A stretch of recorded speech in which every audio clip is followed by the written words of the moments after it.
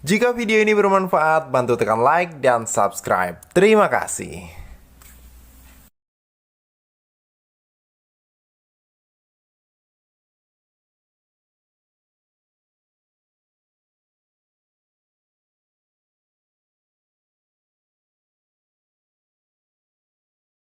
Ten, nine, eight, seven, six, five, four, three, two, one, zero.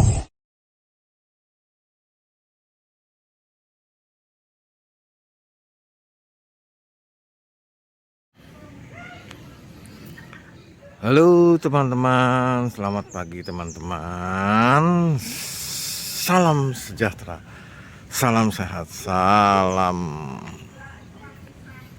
Cipro Pancasila. Selamat pagi teman-teman. Hari ini kita mau mengadakan survei ke project farming. Project farming adalah project pertanian pada saat zaman Belanda. Pada saat zaman Belanda kita dijajah oleh Belanda selama 360 tahun. Dan di sini ada peninggalan-peninggalan Belanda yang sekarang sudah diduduki oleh militer kita, Angkatan Darat. Karena di sini adalah suatu proyek yang milik negara Indonesia yang dipimpin oleh pahlawan kita, yaitu pahlawan dari Ambarawa Istiman yang disebut namanya Pak Istiman adalah pahlawan dari kota Ambarawa, teman-teman. Ingat, pahlawan di Indonesia dari Ambarawa. Inilah dia, teman-teman. Gedung ini adalah gedung peninggalan zaman Belanda. Nah, sekarang sudah ditempati dan dimiliki oleh negeri kita yang dijadikan suatu markas oleh tentara kita, TNI kita, bersama dengan TKR, Tentara Keamanan Rakyat. Yang di sini adalah, kita lihat, inilah dia, menjadi administrasi daerah latihan Kodam 4 di Ponegoro. Luar biasa ya teman-teman. Di sini sangat bahagia kita bisa mengambil kembali hak milik kita. Karena hak milik kita adalah hak negara, teman-teman. Gedung ini adalah terletak di depan rumah kami yang ada di Ambarawa, Pundan, Desa Pundan, Kebondowo, Ambarawa. Dan di sisi sebelah kirinya adalah gereja Katolik. Ini juga milik orang Belanda yang sekarang diambil oleh kita dan dibuat oleh kita selayaknya seperti kembali untuk beribadah setiap Sabtu dan Minggu. Gereja ini adalah gereja Katolik Santo Paulus Banjarbiru, teman-teman. Inilah dia gereja kita yang sudah kita miliki sejak saat zaman Belanda, teman-teman. Ya, teman-teman, biar tahu bahwa gereja ini adalah milik kita. Ya, karena kita di sini negara Indonesia adalah negara yang berkedudukan berajaskan Pancasila yang harus memiliki agama. Jadi ini kita ambil kembali, kita rebut kembali. Ini gedungnya adalah milik zaman Belanda, zaman dahulu, ya. Di samping kiri kanannya adalah sawah-sawah. Teman-teman boleh lihat ya, samping kiri kanan. Teman-teman boleh lihat samping kiri kanannya adalah sawah-sawah. Sawah-sawah ini adalah sawah-sawah milik proyek farming yang tadi saya uraikan. Adalah ini farming yang dulu zaman Belanda diambil ya untuk pertanian menghasilkan padi ya, padi yang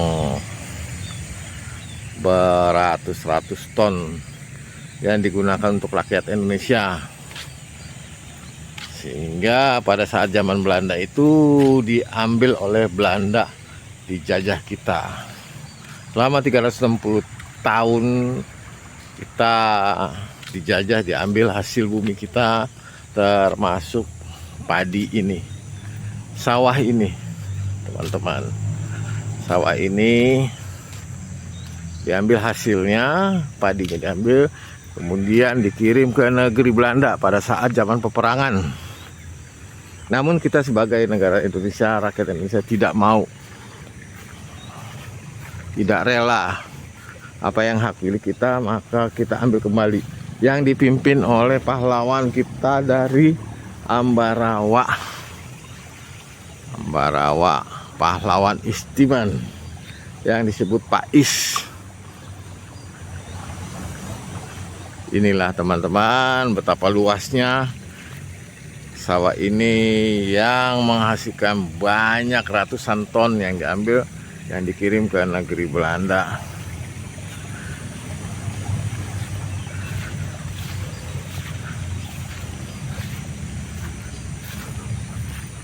Kita lihat teman-teman betapa luas dan panjangnya ya teman-teman, sampai ke belakang sana.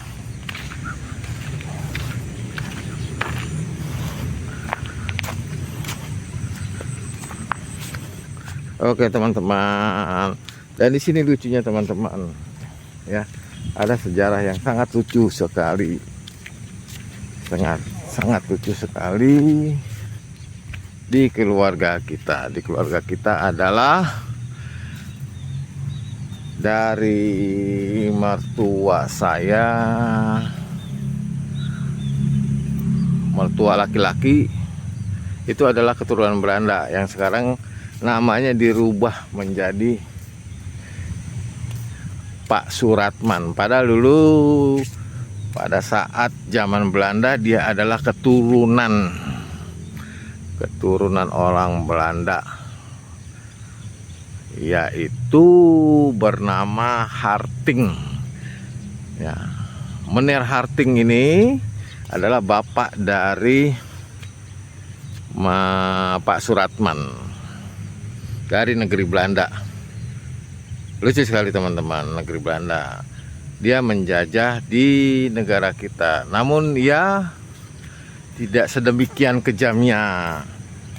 Dia seperti layaknya pasukan Belanda yang berada di Indonesia. Dia mengerti, memahami perkemanusiaan, hingga dia mempersunting seorang putri dari Kalimantan.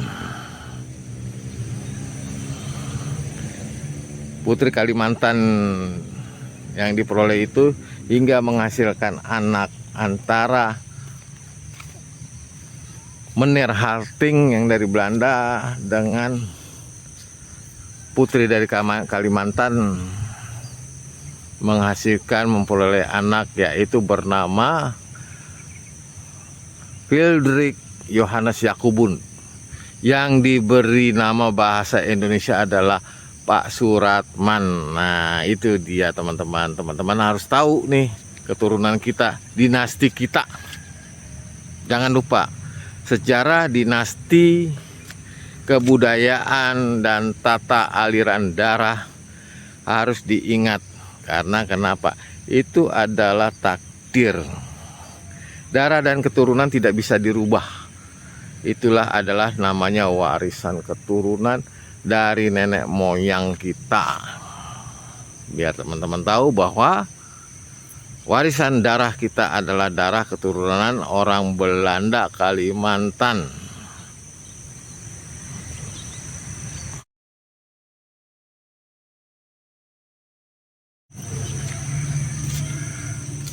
daerah warisan dari Belanda Kalimantan itu hingga menghasilkan seorang putra yang bernama Pak Suratman, yaitu adalah Friedrich Johannes Jacobus. Kemudian Pak Suratman atau nama baptisnya yang disebut Friedrich Johannes Jacobus ini mempersunting putri dari Ambarawa. Putri dari Ambarawa adalah putri dari suatu orang yang sangat terkenal yang mempunyai pabrik tahu, yaitu Pak Sastrowagi. Nah, teman-teman harus tahu bahwa disinilah silsilah dinasti kita. Putri dari Pak Sastrowagi itu bernama Sriyatun. Jadi kita sebut sekarang namanya Mbah Sriyatun. Sekarang sudah jadi almarhum. Namun sebelumnya kita beralih ke sana, Pak Johannes Friedrich itu alias Pak Suratman itu pada saat zaman Belanda,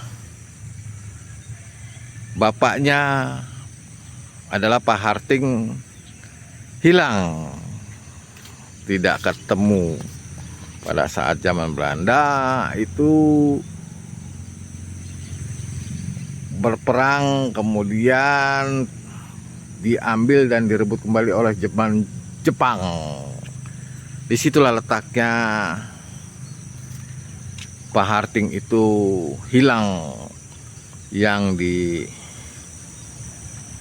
mungkin ditangkap, dipenjarakan. Namun kita juga tidak tahu, mungkin entah kemana. Kita juga tidak tahu namanya, yang Maha Kuasa yang lebih tahu ya teman-teman. Ya, tangkap. Dan dia tidak ketahuan rimbanya teman-teman.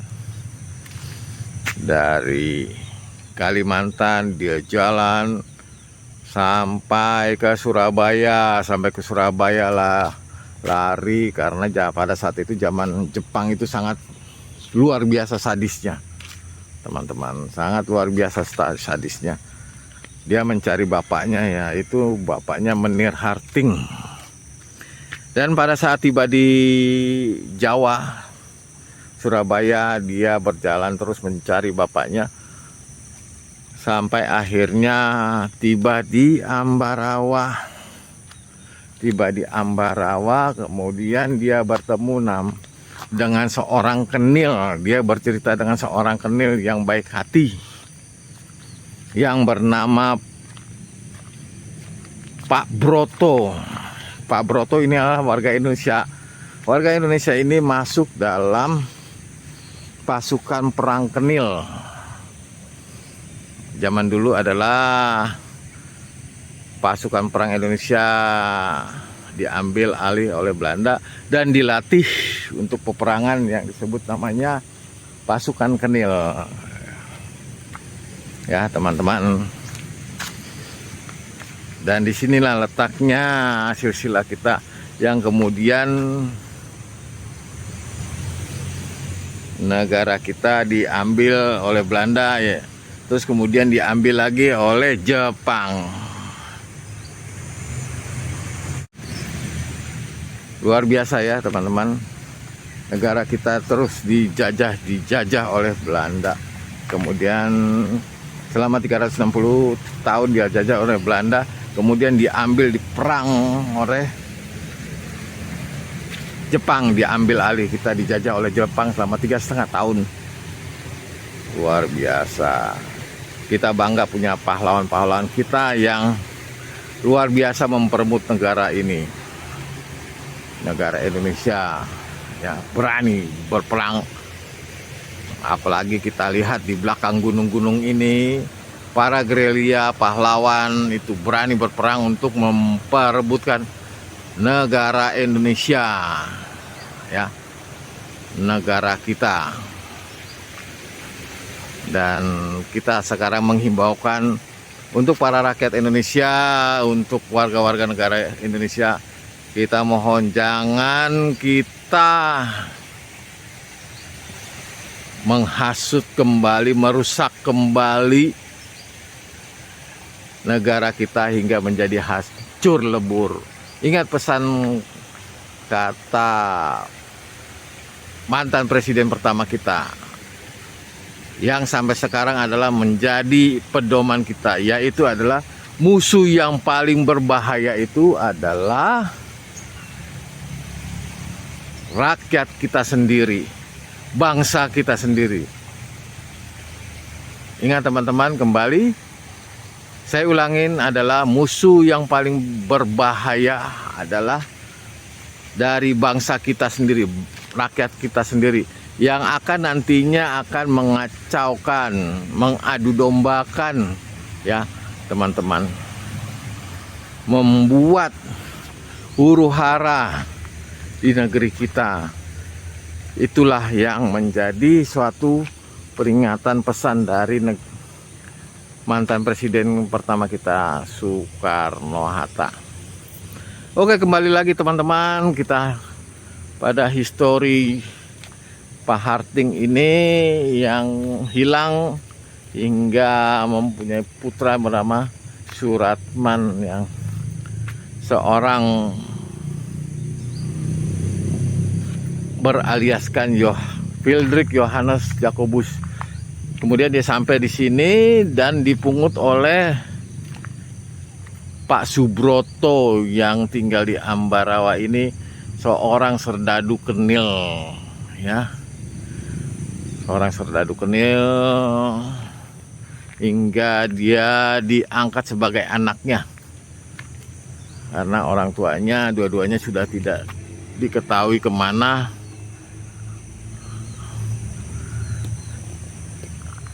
Rimbanya kemana, dia harus mencari, ya teman-teman.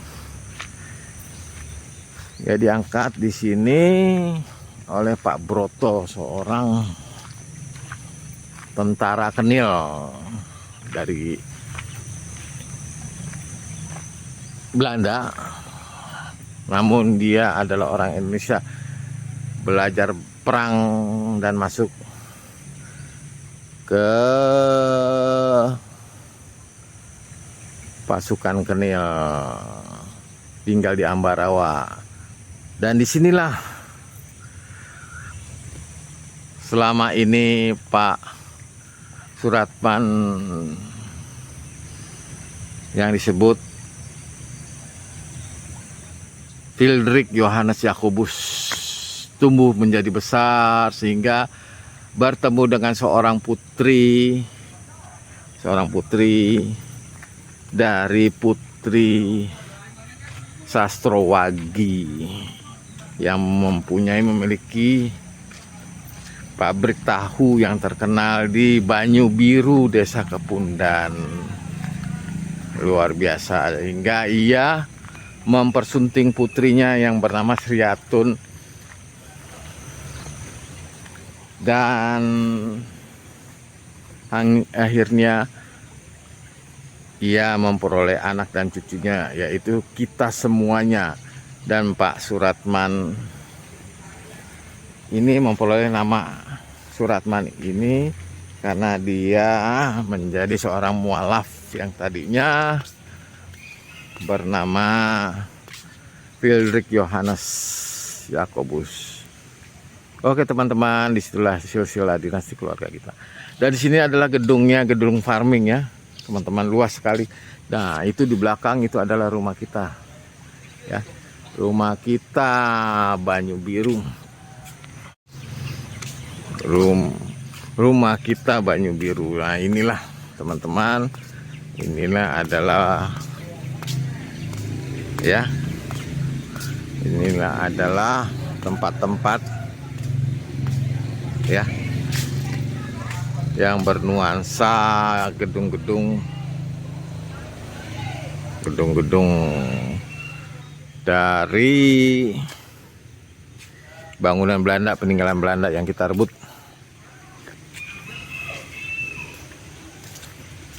Yang hingga akhirnya kita ambil kembali,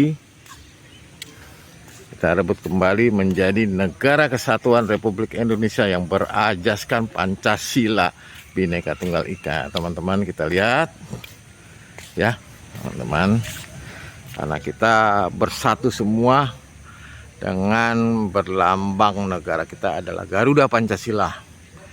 Berbeda-beda tetapi tetap satu tujuan, yaitu kemerdekaan Indonesia. Berbeda-beda agama, suku, bangsa, ya, adat budaya, kita bersatu. Tidak ada masalah di sini. Yang penting kita di sini adalah merebut kemerdekaan Indonesia. Luar biasa teman-teman, rakyat Indonesia. Ya. Jadi Pak Soeratman itu dia mualaf itu tidak masalah, karena dia adalah juga seorang anak pejuang, ya. Pejuang dari ibunya Kalimantan dan bapaknya adalah walaupun seorang Belanda, tetapi dia sudah lama tinggal di Indonesia. Sangat luar biasa teman-teman, hebat ya teman-teman.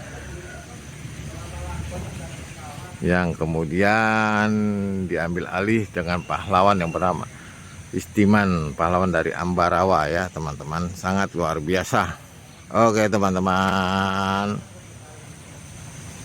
biar Anda tahu bahwa istilah dinasti kita, tata turunan dari nenek moyang kita sampai akhirnya ke saya, ke istri saya maupun ke anak-anak saya, biar tahu itu adalah tata turunan silsilah kehidupan suatu rumah tangga yang tidak bisa dirubah-rubah, karena titisan darah itu adalah suatu takdir. Kita adalah keturunan ini, karena tidak mungkin kita akan menjadi seorang sesuai dengan permintaan kita, dan kita minta kepada Tuhan, Tuhan kenapa kita menjadi orang umpamanya seperti ini, menjadi orang, kok saya menjadi orang suku Batak, atau Tuhan kenapa saya menjadi seorang suku Jawa. Kalau kita bisa meminta kepada Tuhan pada saat belum dilahirkan seperti demikian, maka suatu yang sangat luar biasa. Tuhan menciptakan manusia dengan sesuai keinginannya. Dia menciptakan hamba-hambanya sesuai dengan kehendaknya, teman-teman. Itulah sebabnya makanya kita di sini adalah titisan warisan yang tidak bisa dilupakan, ya teman-teman. Jadi kita nggak bisa main-main dengan kodrat yang ada, ya teman-teman. Oke, kita lanjut. Ini adalah gedung dari belakang, ya, gedung farming, ya, betapa luasnya ya peninggalan zaman Belanda. Ini untuk penjemuran padi-padi yang sudah dipetik, ya, sudah dipetik, diambil kemudian dijemur, ya. Setelah dijemur baru dimasukkan mesin hingga dikupas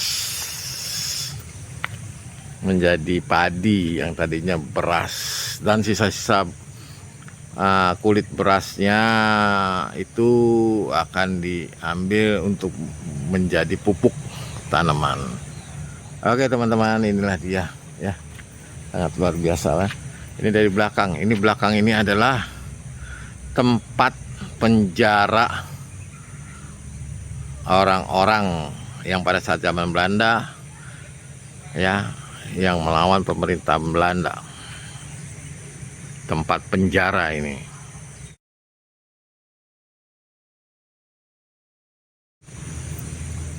Luar biasa teman-teman. Inilah tempat penjara ya.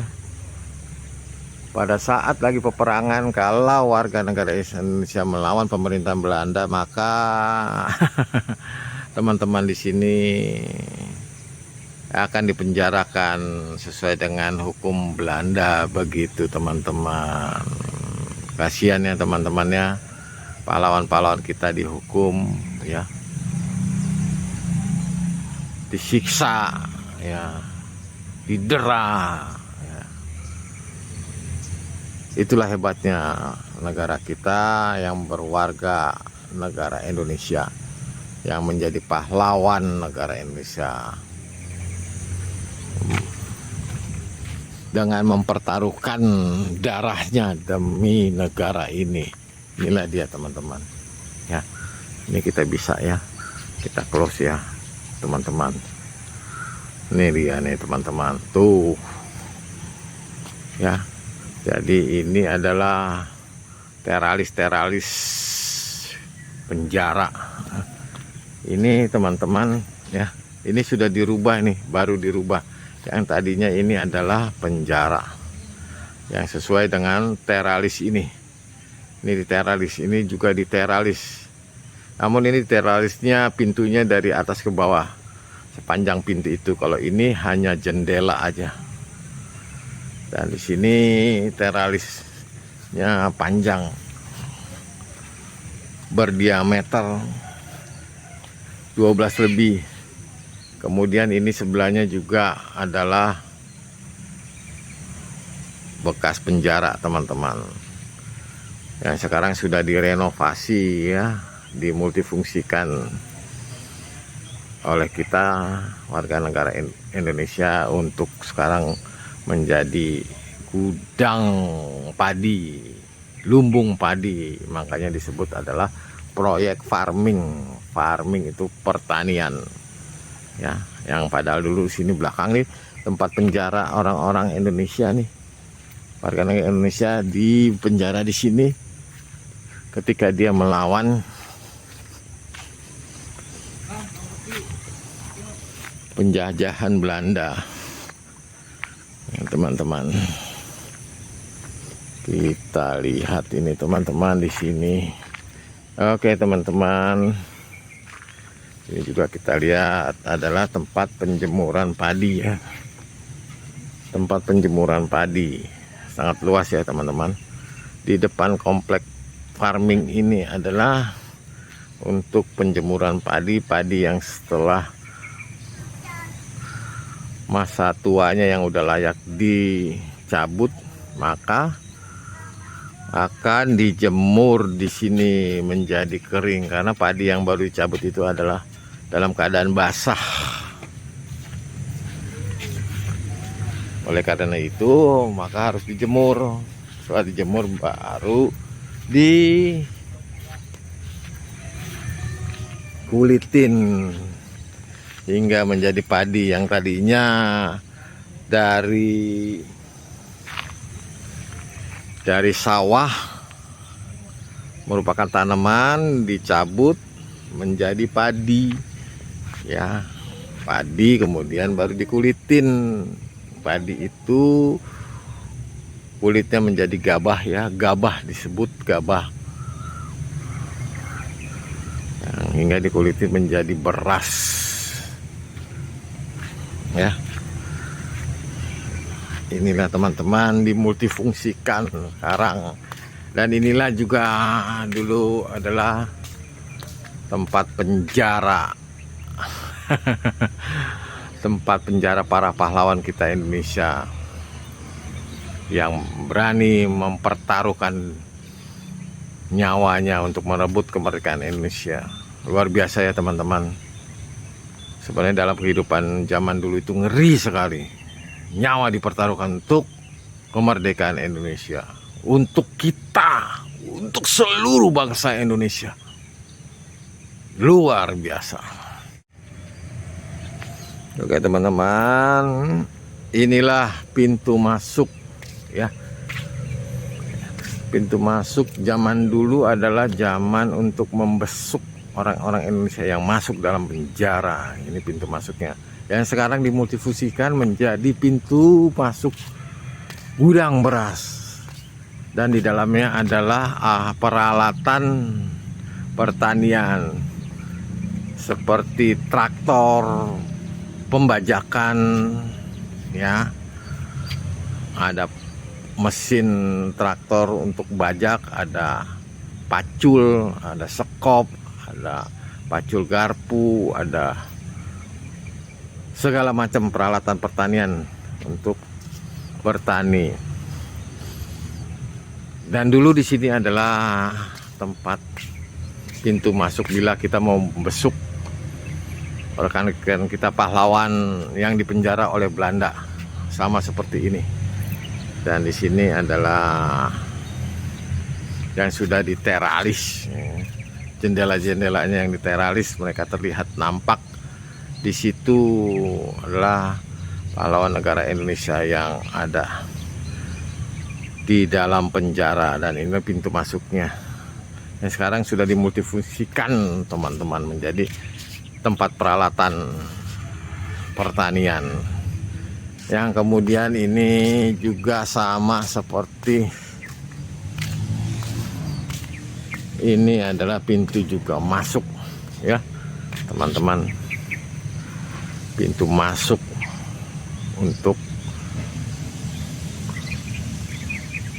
manusia-manusia yang melawan pemerintahan penjajahan Belanda, ya. Ini gedung zaman Belanda ini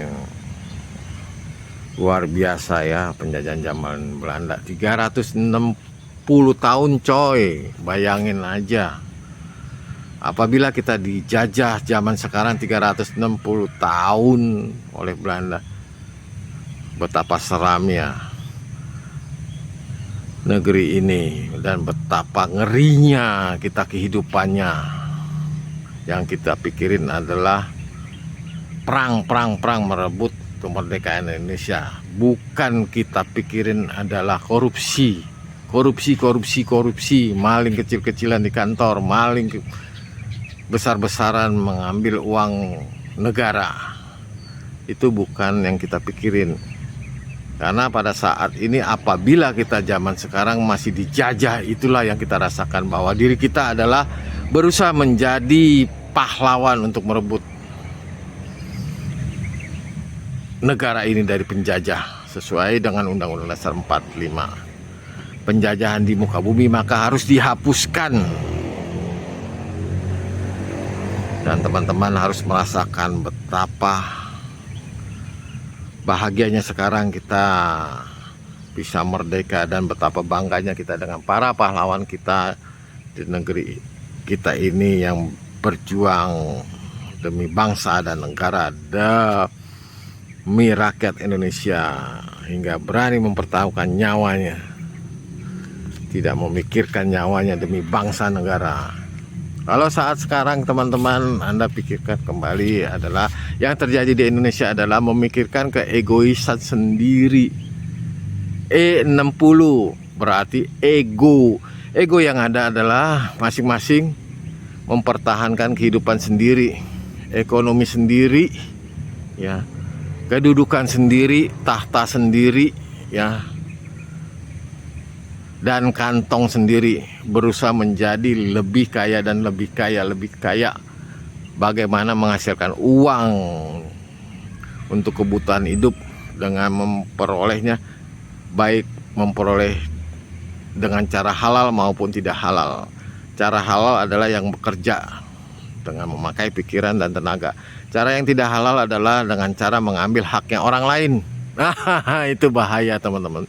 Mengambil haknya orang lain, ya, seperti kita mengambil hak tanah orang, ya, hak warisan orang, ya, yang bukan hak milik kita, hak turun temurun, ya, hibah ahli waris, ya teman-teman, diambil padahal itu sudah titisan, ya, sesuai dengan Undang-Undang Dasar 45 juga demikian, sesuai dengan KUHP, Kitab Undang-Undang Hukum Pidana, ya, juga demikian, sesuai dengan Kitab Undang-Undang Hukum Perdata pun demikian. Perdata secara perdata memberikan kepada yang memiliki hak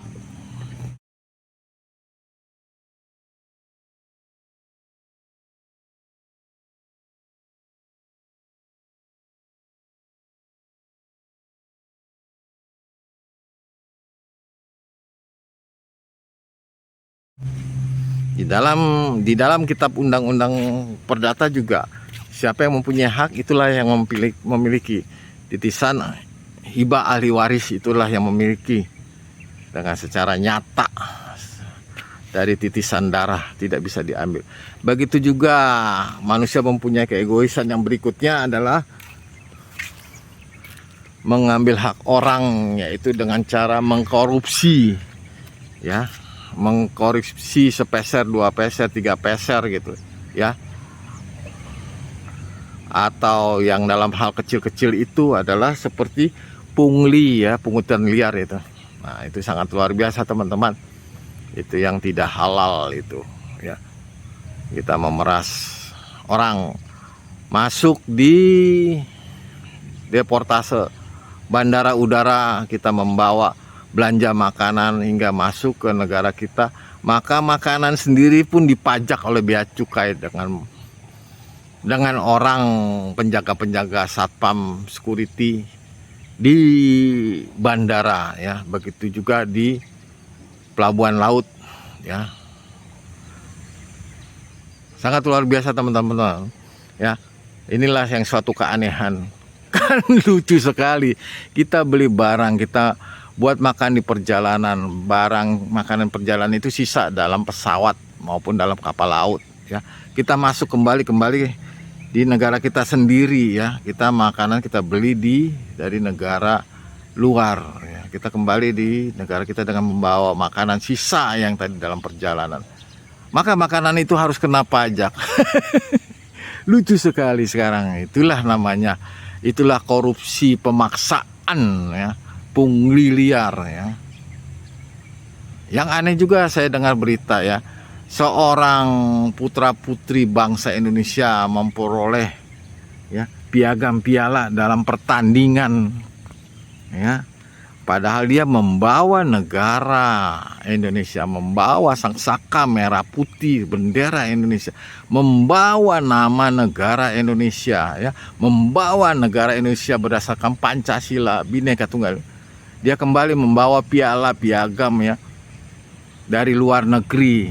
Kemudian dia masuk ke bandara. Yang lucu sekalinya, ya, para petugas, ya, petugas bea cukai perpajakan di sana, ya, pada ngumpul semuanya dan mempertahankan barang itu tidak boleh masuk. Padahal itu merupakan piagam, piala yang membawa negara kita untuk terkenal dalam hal pertandingan olahraga.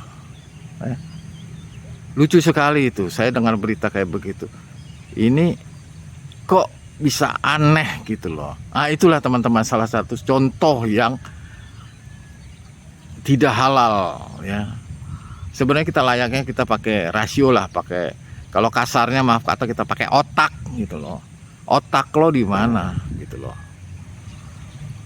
Lo hidup itu hanya untuk memeras rakyat, padahal rakyat ini membayar pajak buat gaji lo gitu loh. Lo menjadi aparat, ya, menjadi, ya, pegawai pemerintahan itu lo digaji dari uang kita, kasarnya uang gue yang dari pajak itu yang lo pajakin gitu loh, ya. Baik suku bangsa budaya dari Kalimantan, Jawa, Sunda, itu semua seluruh Indonesia membayar pajak gitu loh. Baik dari agama Islam, Hindu, Buddha, Kristen, Protestan, Katolik, itu bayar pajak, ya. Itu semuanya diharuskan bayar pajak. Lo tuh digaji itu dari situ, dari pajak yang kalian ambil itu.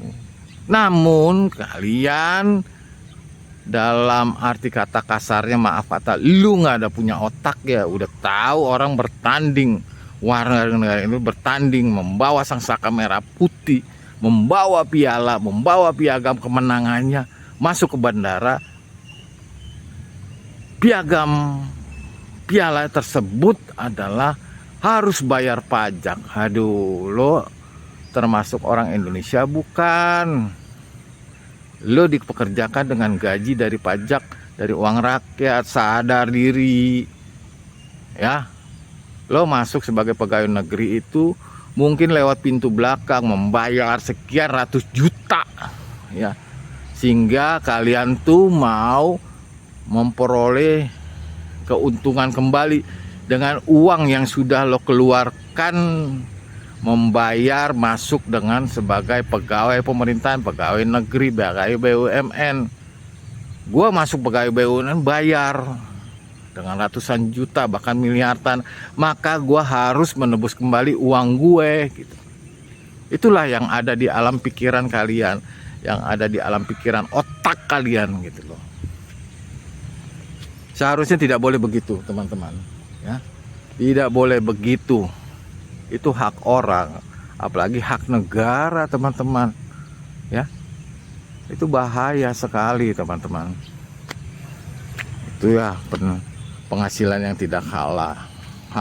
Oke, teman-teman gitu loh.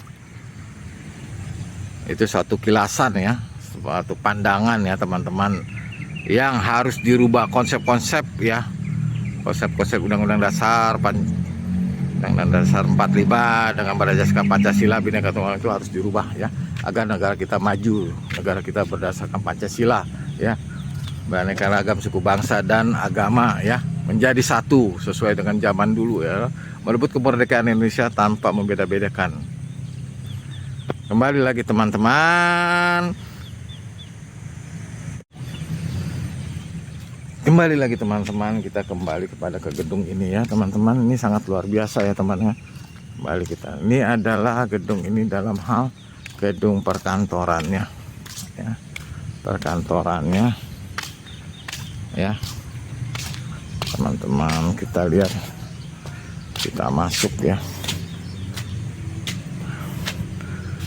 Di sini ada meja makannya, ada dapurnya ya, teman-teman. Kita masuk ya. Kita lihat, teman-teman, dan di sini adalah ruang kantornya ya, teman-teman. Ruang kantor dari gedung tersebut ya. Ya, teman-teman, yang menjadi pengelolaan tata di gedung ini ya, yang kemudian direbut kembali oleh kita ya, teman-teman,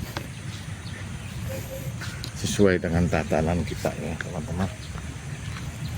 Luar biasa ya, teman-teman. Kita lihat ya, teman-teman, inilah dia ya, teman. Tadi gedung ini yang kita rebut dari zaman Belanda ya.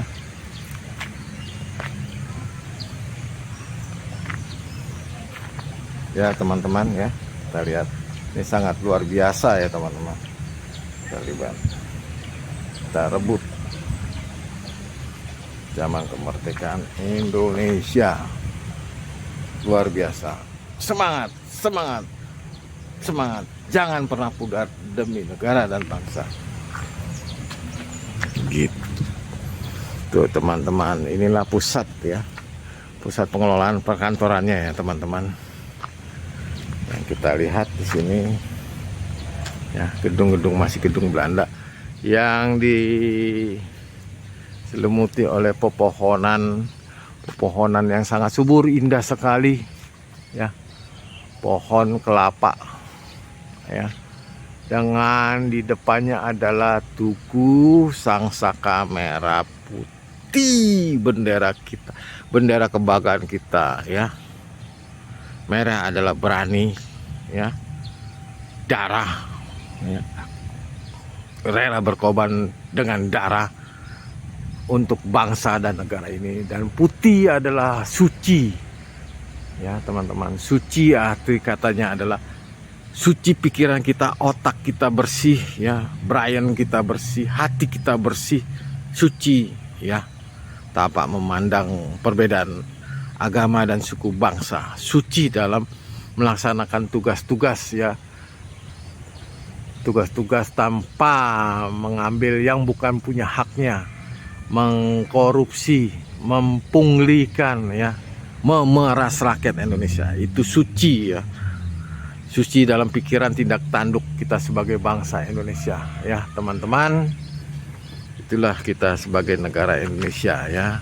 Makanya kita, bendera kita adalah merah putih ya, merah putih berdasarkan Pancasila. Tingkah laku kita putih suci ya, hati nurani kita putih suci, pikiran kita putih suci ya, luar biasa teman-teman. Itulah sangsaka merah putih.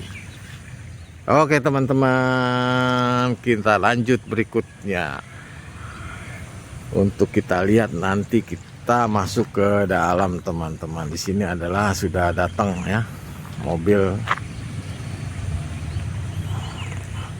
untuk pengangkatan padi, persemaian padi yang dilakukan pada pagi ini. Sangat luar biasa teman-teman. Oke, are you ready? Kita jalan-jalan di sini. Kita lihat keliling-kelilingnya proyek farming.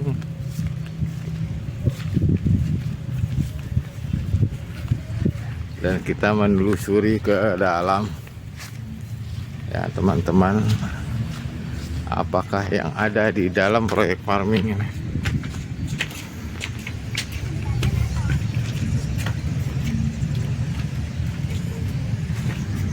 Ada apa dah? Di dalam ada apakah keterangannya? Tenggo, ada tenggo. Hah? Ada tenggo. Tidak kelihatan nampak. Copot loh. Oh itu yang tadi mobil. Apa bukan? Inilah proyek farming teman-teman. Cucunya Mbak Sastro bilang. Panas banget. Jalan panas. Oh ini bisa nih latihannya.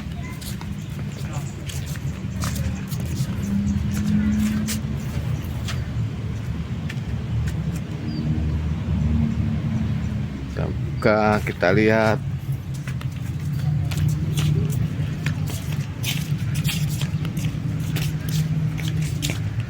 Inilah dia adanya.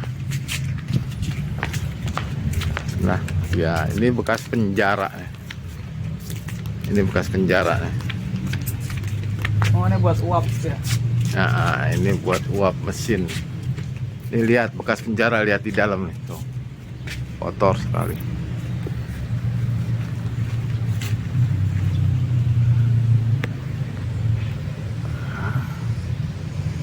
Nah, teman-teman lihat ya,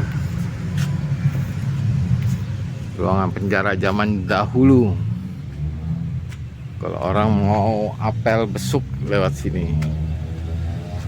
Nah dia penjara.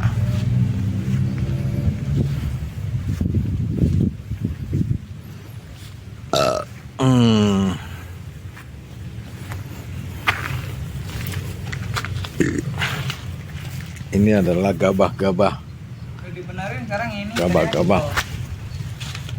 Dan ini juga bekas penjara teman-teman. Ini bekas penjara nih teman-teman. Oh ini toilet. Ini sudah direnovasi, sudah dibetulin. Tadinya di sini ruang penjara. Ya teman-teman. Ini ruang penjara, sekarang sudah dibikin ruang toilet. Direnovasi sedikit demi sedikit. Ya, inilah dia. Rumah bangunan zaman dulu yang kuat, bataknya aja. Bataknya ukurannya melebihi dari batak sekarang. Ya, teman-teman. Lebar bataknya aja 20 cm. Panjang bataknya adalah 40 cm. Ya, luar biasa, teman-teman. Luar biasa. Lihat dari situ.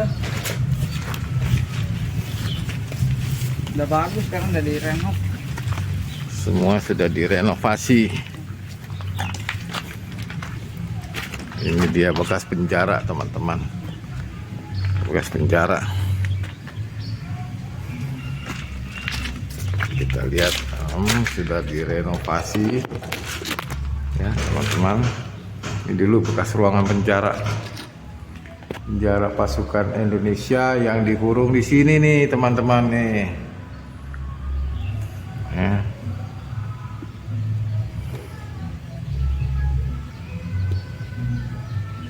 Ini bekas gerbangnya nih. Ya, teman-teman, sekarang sudah direnovasi. Nah, teman-teman, sudah direnovasi bekas penjara. Oke. Kita lanjut lagi. Ini dindingnya ya. Ini dindingnya sudah direnovasi. Tadinya gerbang. Gerbang beton zaman Belanda. Ini lihat engselnya gerbangnya. Tuh lihat gerbangnya, tuh engselnya tuh gede banget ya. Di zaman Belanda ya beginilah bangunannya, besar-besar, anti peluru, ya, anti bom kecil-kecil. Ya teman-teman, ini bekas gerbang, ya, gerbang 1. Oh, dalamnya mesin-mesin malah. Mesin-mesin ini kayak gitu, sampai. Kita lihat di dalamnya, teman-teman. Dalamnya adalah mesin-mesin ya. Mesin-mesin kedelai. Mesin-mesin untuk bertani ya, mesin-mesin padi ya.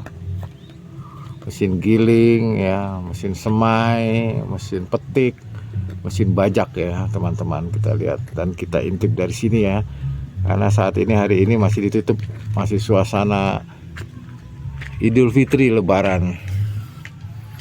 Kemudian ini bekas engsel gerbang, dan ini gerbang 1 lagi. Ya, teman-teman. Ini gerbang 1 lagi ya. Ini engselnya ya. Engselnya teman-teman. Lihat. Ada 2 ya, teman-teman. Engselnya ada 2 ya. Ada 2, teman-teman, nih engselnya. Ya, ini gerbang kedua ya, ini gerbang kedua. Yang tadi adalah gerbang pertama dengan engsel ini yang gede. Ini gerbang kedua dengan engsel berikutnya. Dan ini gerbang ketiga ya, gerbang ketiga sudah direnovasi dengan engsel berikutnya ya, teman-teman. Inilah dia, teman-teman, engselnya. Yang tadi adalah gerbang kedua, ini gerbang ketiga ya.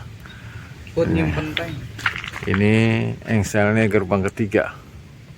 Kemudian lari lagi, ini gerbang keempat engselnya ya, teman-teman.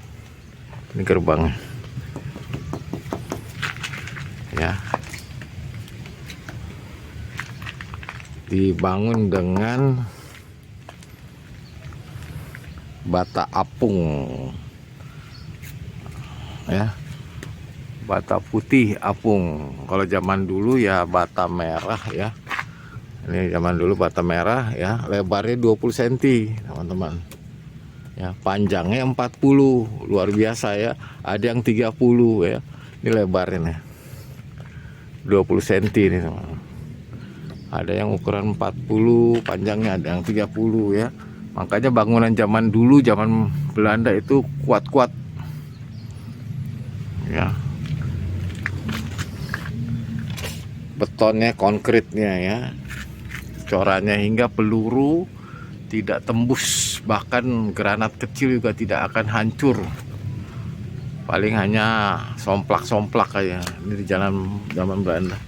Ini gerbang ke 4 ya. Ini gerbang keempat Masih ada ini mana? ya. Masih ada. Ini gerbang keempat ya teman-teman. 1, 2, 3, 4 ya. Ya 4 di gerbang keempat. Kemudian masuk lagi kita di gerbang kelima. Inilah dia engselnya. Teman-teman boleh lihat engselnya beton besi cor ya, besi baja asli, besi baja asli ya teman-teman. Kita bisa lihat ya betapa kuatnya zaman Belanda ya. Lihat teman-teman, itu engselnya ya.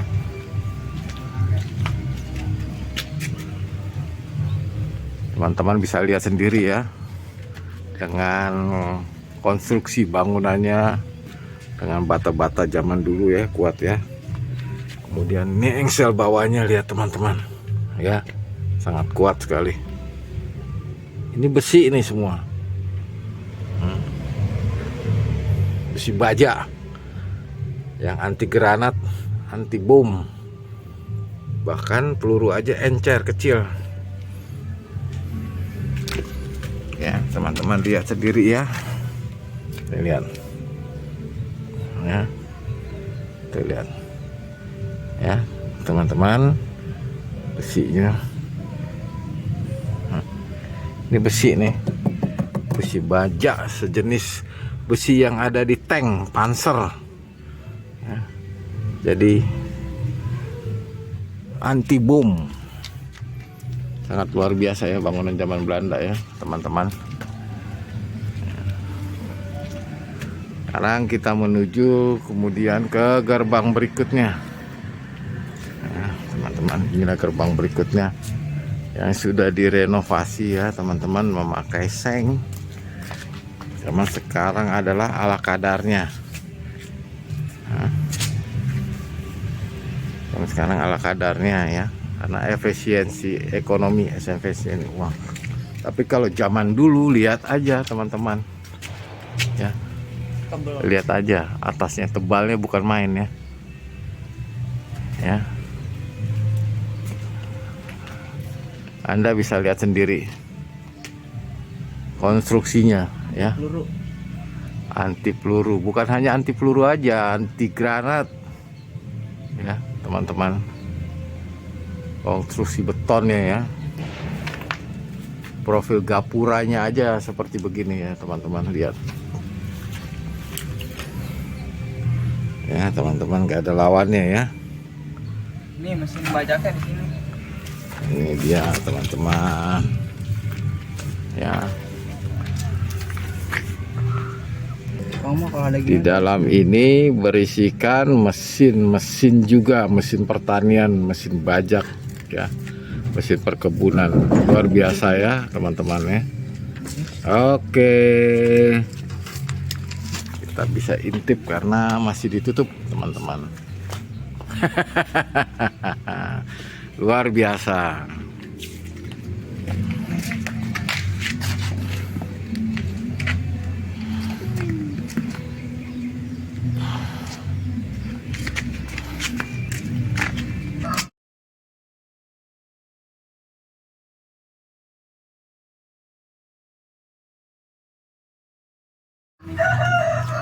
Lihat teman-teman ya, konstruksi profilnya aja, lihat teman-teman ya, sangat luar biasa ya.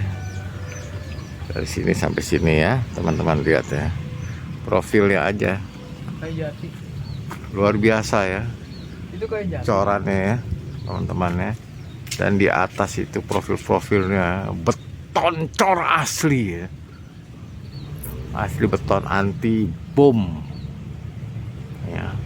Kemudian dengan atapnya itu adalah kayu jati, asli, jati Jawa Jepara ya. Rambutan merah. Jawa Jepara ya. Jadi nggak mungkin lapuk ya, nggak mungkin lapuk.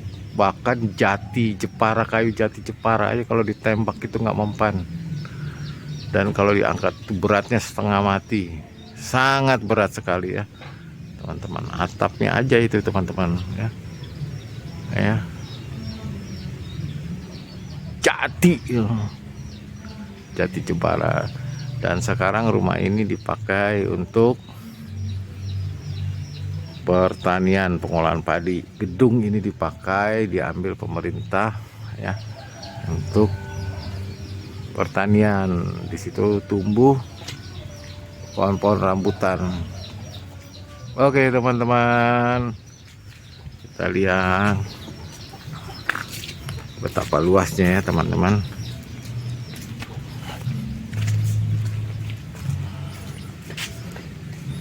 Dan ini adalah padi yang dijemur. Ini padi yang dijemur nih teman-teman nih, yang dikeringkan ya, dijemur, ditutup nih, padinya ditutup, dikumpulin, dijemur. Dan apabila nanti mau dijemur, diratakan semua kembali, diratakan biar rata pengeringannya ya, di atas semen biar cepat kering, dan setelah kering itu diatur lagi kembali seperti ini semula.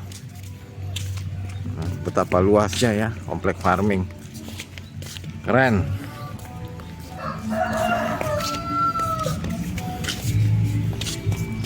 ya. Ini bos Cipro nih lagi sedang meneliti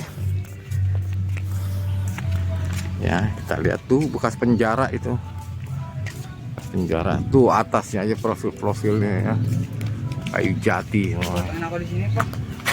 Keren. Oke teman-teman,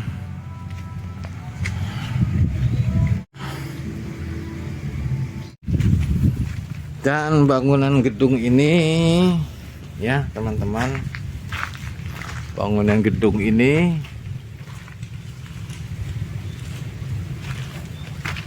ya berkonstruksi baja nih, ini baja nih, ini bekas penjara. Lihat, Buset, jati asli nih. Ini udah ratusan tahun tidak ditembus dengan rayap. Keras amat ya. Keras ya, keras ya, coba pegang, keras nggak? Keras ya, luar biasa teman-teman. Makanya kalau orang sudah dipenjara masuk ke sini ya berarti sudah tahanan Belanda. Lihat, masih ada gambar zaman dulunya nih, VOC Java ya,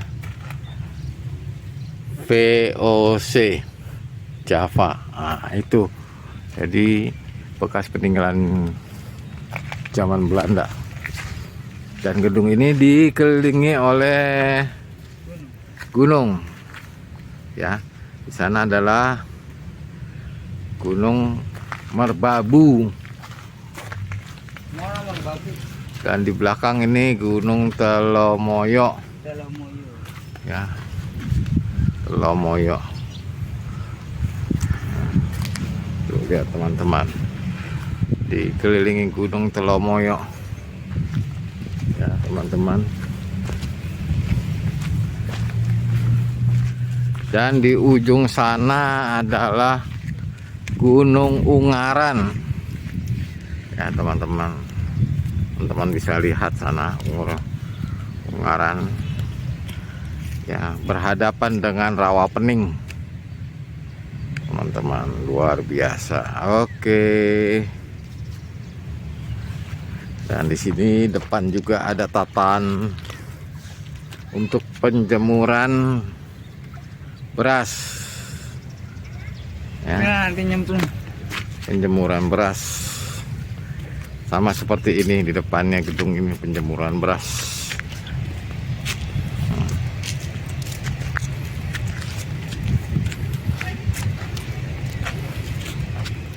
Oke teman-teman, sangat luar biasa.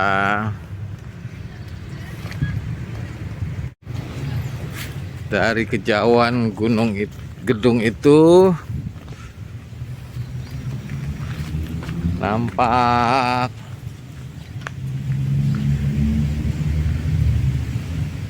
Gunung Telomoyo. Dari gedung itu di depan Gunung Telomoyo. Oke teman-teman, kita lihat sana.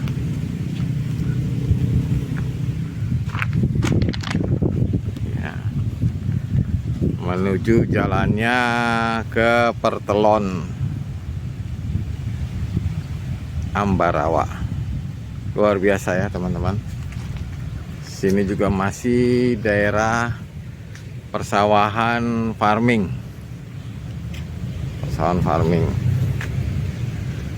Dengan dikelilingin kebun-kebun pisang dan pohon-pohon kelapa yang mengakibatkan asri sejuk.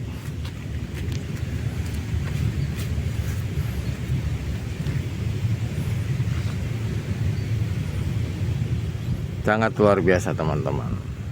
Oke, kita lanjut lagi.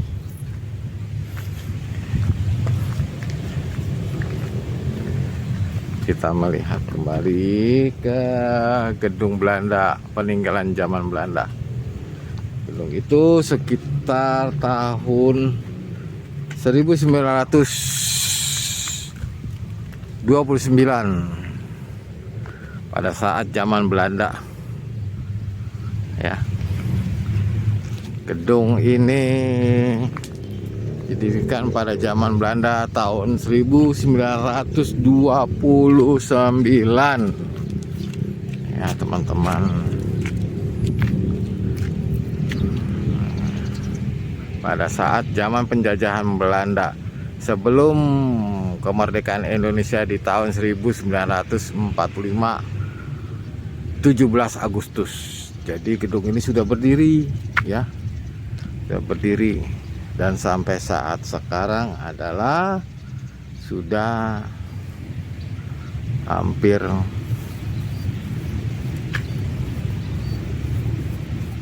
ratusan tahun ya teman-teman. Ratusan tahun gedung ini berdiri, masih kokoh, masih kuat konstruksinya dan genteng-gentengnya teman-teman. Genteng-gentengnya lihat, sangat luar biasa, masih belum berubah, masih konstruksi zaman Belanda, masih kuat ya, teman-teman. Gentengnya saja di atas, pada saat zaman Belanda bisa lari-lari di atas genteng untuk menghindarkan serangan musuh. Bisa ngumpet di atas genteng. Luar biasa teman-teman. Itulah yang ada. Oke teman-teman, kita perdalami suatu sejarah ini.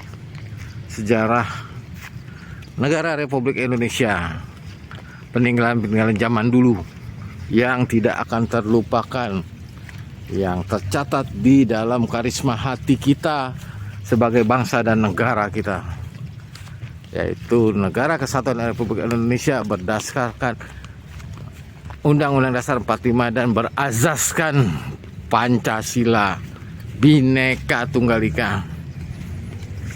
Luar biasa teman-teman. Kita telusuri jalannya teman-teman. Ayo mama dek.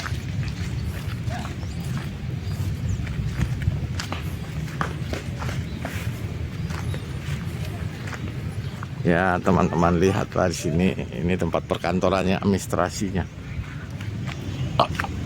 Ya teman-teman.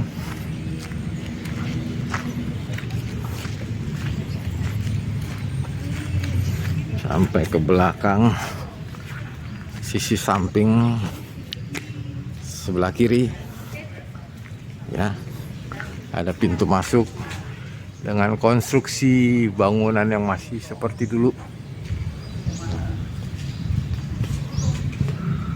dengan behel-behelnya aja teman-teman.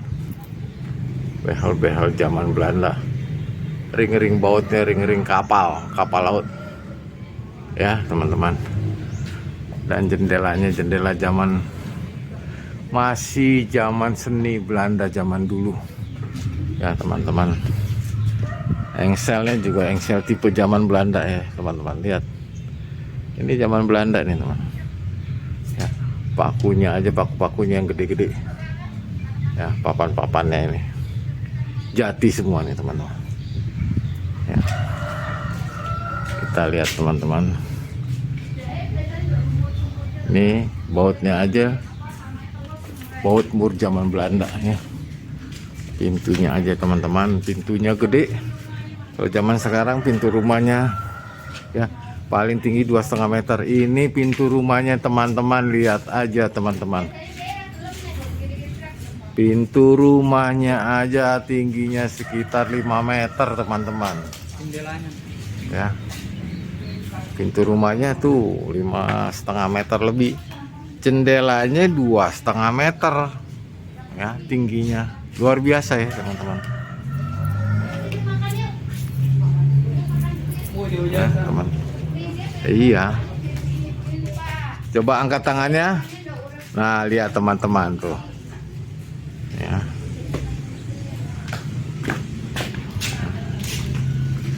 Lima meteran ya. Ini lebarnya juga 2 meteran jendelanya ya. Luar biasa ya. Begitu juga pintunya, lebarnya 3 meteran. Ini juga sama seperti biasa ya, peninggalan-peninggalan zaman Belanda yang harus kita kenang ya. Luar biasa. Dan sekarang adalah ditinggali oleh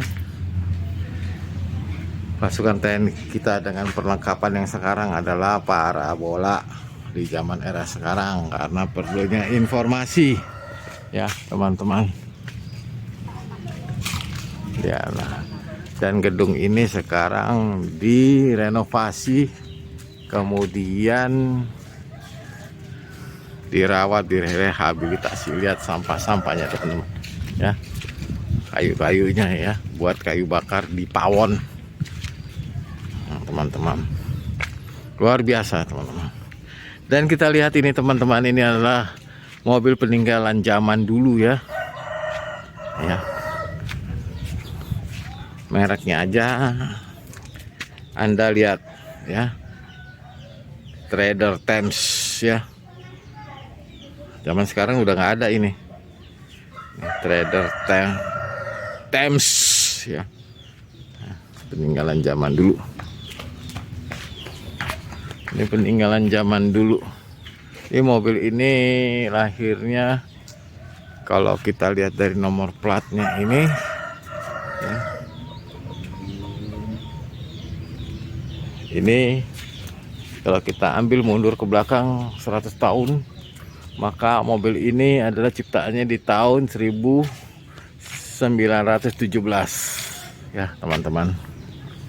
Luar biasa, peninggalan zaman dulu ya,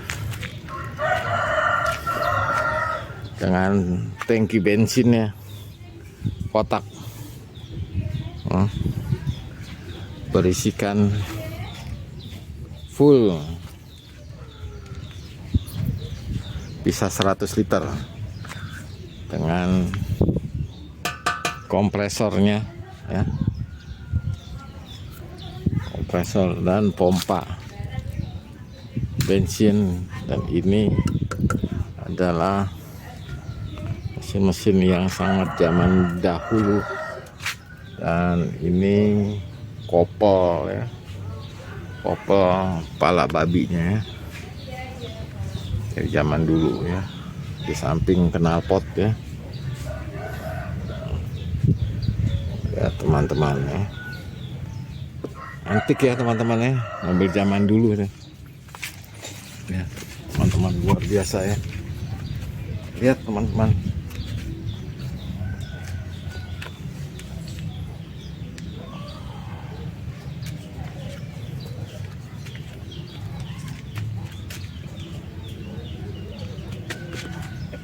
Ya teman-teman,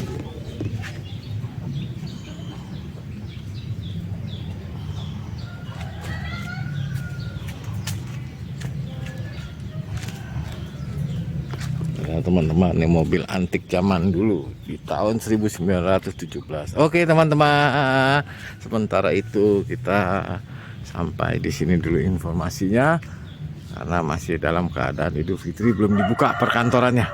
Kalau sudah dibuka kita akan ke sana, kita akan masuk, kita akan izin. Kita kira-kira oke.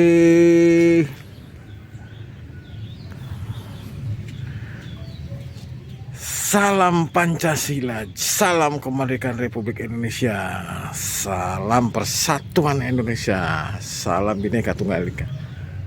Are you ready? Yes! Luar biasa.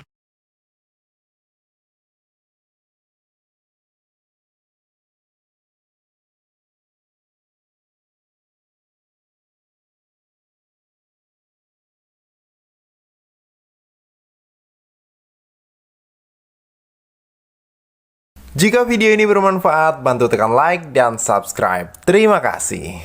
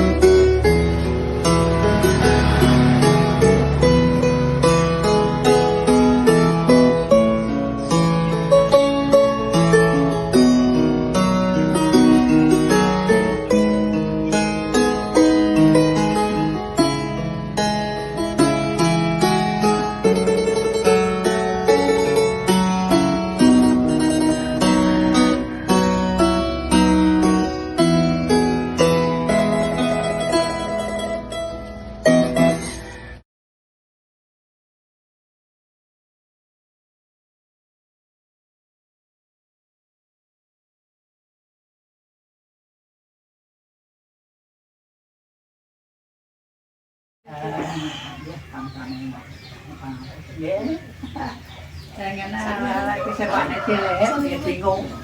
Kemana dah? Nggak cuma berani kok. Ayo, ayo. Gimana Pak, langsung ya. Ajeng nganu muter, Ajal nanti. muter Kak Parmin. Oh iya, sih mau tok wae. Allah, mungkin boten nganu. Lah nggih. Nggih. Bingung seneng banget. Bareng paman ya. Terus lagi Pak. Iya, tapi ya. Yo. Allah. Oh lah lah. awas mbak ya. Tuh,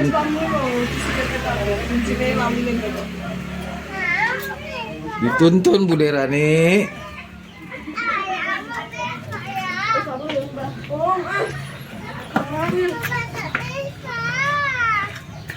Repot gitu sudah Bes malah iso bareng dulu.